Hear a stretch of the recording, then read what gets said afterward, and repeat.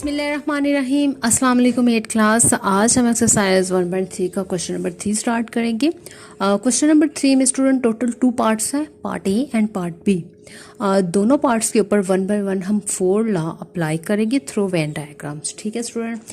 तो अभी जो क्वेश्चन मैंने आपके लिए सॉल्व किया है वो क्वेश्चन नंबर 3 का पार्ट ए है, जिसमें 3 सेट्स गिवन है, ए बी एंड सी।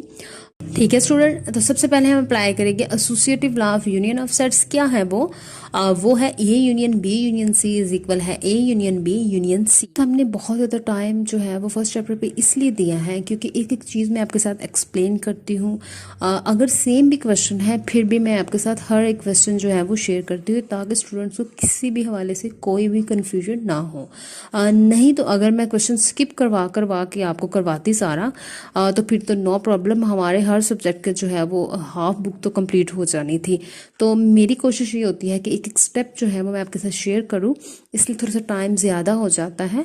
और अभी हम फर्स्ट चैप्टर पे है, इंशाल्लाह ये लास्ट एक्सरसाइज का लास्ट क्वेश्चन है, इसके बाद हम सेकंड चैप्टर स्टार्ट करेंगे।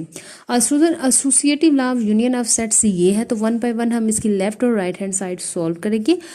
इसकी जो है हमारे पास ये लेफ्ट हैंड साइड है और ये राइट हैंड साइड है। लेफ्ट हैंड साइड स्टूडेंट अक्सर टीचर्स जो है वो तीनों जो है वो एक ही स्टेप में कर लेते हैं, वो भी आपकी मिस्टेक नहीं होती बल्कि वो राइट कंसीडर होता है।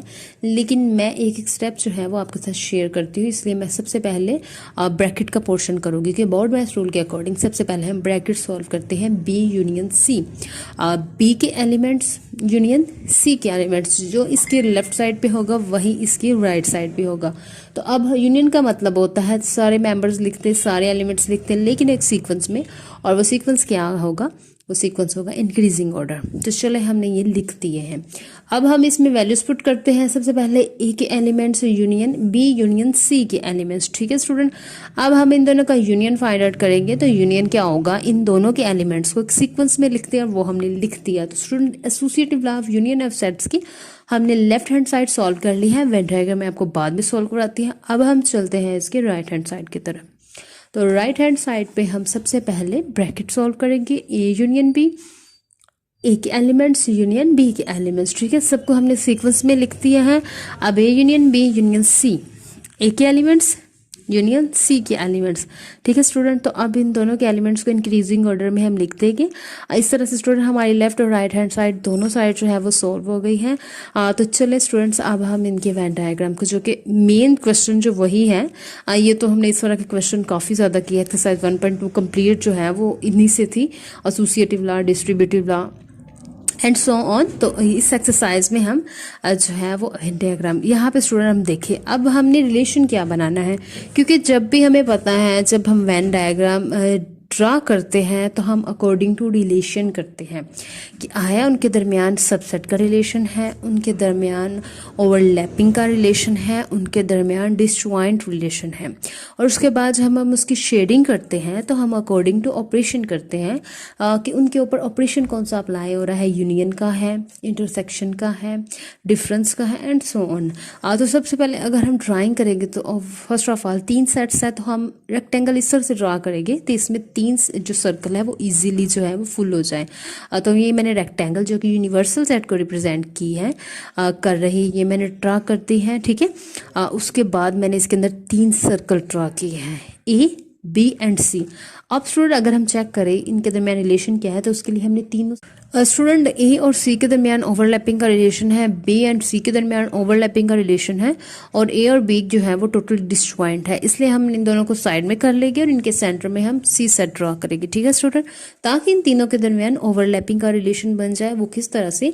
ए और C common, C and B common, A and C common, C and B common. चलो स्टूडेंट हम ड्रा करते हैं। सबसे पहले इनका जो कॉमन एरिया है उसमें हम वो एलिमेंट्स लिखेंगे जो दोनों सेट में कॉमन है। तो ए और सी को अगर हम चेक करें, ए और सी के दरमियान 2 एलिमेंट्स कॉमन है, एक 6 कॉमन है और दूसरा 12 कॉमन है। तो ए और सी के कॉमन एरिया में हमने 6 एंड 12 लिख दिया है। अब हम चेक करते हैं सी एंड बी को। तो सी और बी का जो कॉमन एलिमेंट्स है वो है 9, 3 एंड 9। ठीक है स्टूडेंट। स्टूडेंट सी और बी के जो कॉमन एलिमेंट्स हैं वो है 3 एंड 9। तो सी एंड बी के कॉमन एरिया में हम 3 एंड 9 लिख लेंगे। उसके बाद स्टूडेंट हम इनके जो बाकी रिमेनिंग एलिमेंट्स हैं सारे सेट के वो इनके सर्कल में लिख देंगे। अब क्योंकि ये यूनियन है तो यूनियन के अकॉर्डिंग हम शेडिंग करेंगे। मीन सारे एलिमेंट्स, इसका आंसर अगर हम चेक करें तो इसमें सारे एलिमेंट जो कॉमन एरिया में है, जो इनके सर्कल में है, वो सारे के सारे एलिमेंट जो है वो इंक्लूड है इसके आंसर में। इसलिए हम ये तीनों सर्कल जो है वो एक साथ इनकी शेडिंग कर देंगे। तो इस तरह से हमारी associative law of union of sets का जो लेफ्ट हैंड साइड है उसकी शेडिंग होगी। राइट हैंड साइड के भी सेम वही डायग्राम बनेंगे, क्योंकि इनमें जो कॉमन एरिया है वो बहुत मैटर करता है, ए और सी का, सी एंड बी का। तो कॉमन एरिया में इनके हम कॉमन एलिमेंट्स लिख देंगे। उसके बाद जो इनके रिमेनिंग एलिमेंट्स हैं वो उनके रिमेनिंग सर्कल में हमने लिख दिए। अब हम आंसर चेक करें तो आंसर में वो सारे के सारे एलिमेंट्स आते हैं जो इन सर्कल्स के अंदर है, बेशक वो कॉमन एरिया में है या वो नॉट अ कॉमन एरिया में। ठीक है स्टूडेंट, तो हम सारा इनको एक साथ तीनों सेट के जो सर्कल्स हैं उनको हम शेडिंग कर देंगे। इस तरह से स्टूडेंट हमारा क्वेश्चन नंबर 3 का ये पार्ट का जो फर्स्ट पार्ट है एसोसिएटिव लॉ ऑफ सेट्स, वैसे तो इसके ऊपर 1 बाय 1 हमने 4 लॉज अप्लाई करने हैं, वो कंप्लीट हो गया है। नेक्स्ट स्टूडेंट्स हम करेंगे part 2 which is associative law of intersection. Set जो है, क्योंकि हम ए पार्ट कर रहे हैं तो सेट जो है वो सेम ही है, ए बी एंड सी। ठीक है, एसोसिएटिव लॉ ऑफ इंटरसेक्शन क्या है? A intersection B intersection C is equal है A intersection B intersection C. 1 by 1 हम लेफ्ट और राइट हैंड साइड को सॉल्व करेंगे। इसकी जो हमारे पास लेफ्ट हैंड साइड है वो है, उसमें सबसे पहले हम ब्रैकेट सॉल्व करेंगे which is B intersection C. B set के एलिमेंट्स इंटरसेक्ट सी सेट के एलिमेंट्स। दोनों का जो इंटरसेक्शन है वो स्टूडेंट 2 एलिमेंट्स है, एक 3 है और दूसरा 9 है। ठीक है, अब हम इसकी वैल्यूज पुट करेंगे इसमें, ए इंटरसेक्शन बी इंटरसेक्शन सी।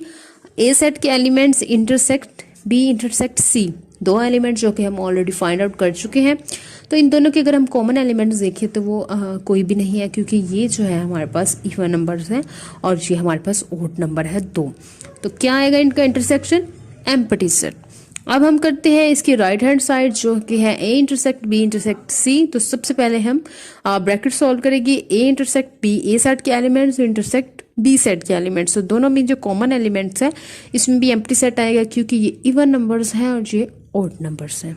ठीक है, अब हम वैल्यू पुट की तो हमारे पास इसका आंसर भी आया, क्योंकि ये एम्प्टी सेट है और ये नॉन एम्प्टी सेट है, और एम्प्टी और नॉन एम्प्टी सेट का जो इंटरसेक्ट होता है वो हमेशा एम्प्टी सेट होता है। ठीक है, अब स्टूडेंट हम करते हैं इनकी वेन डायग्राम सॉल्व। तो ड्राइंग स्टूडेंट बिल्कुल वैसे ही होगी जैसे हमने यूनियन की है।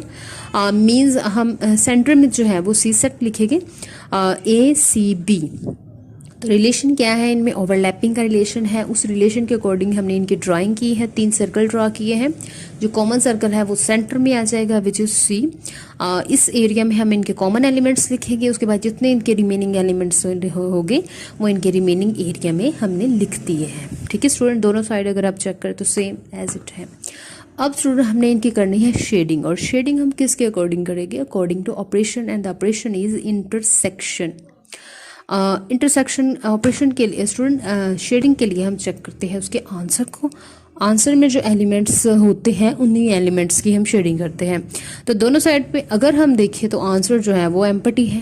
ठीक है, एक भी एलिमेंट इनमें नहीं है। तो इस तरह से दोनों सेट के जो वेन डायग्राम होगी उनमें शेडिंग जो है वो नहीं होगी, 0 शेडिंग होगी, क्योंकि इनका जो आंसर है वो एम्प्टी है। इसके साथ ही स्टूडेंट क्वेश्चन नंबर 3 के ए पार्ट का हमने सेकंड पार्ट भी जो है वो कंप्लीट कर लिया है।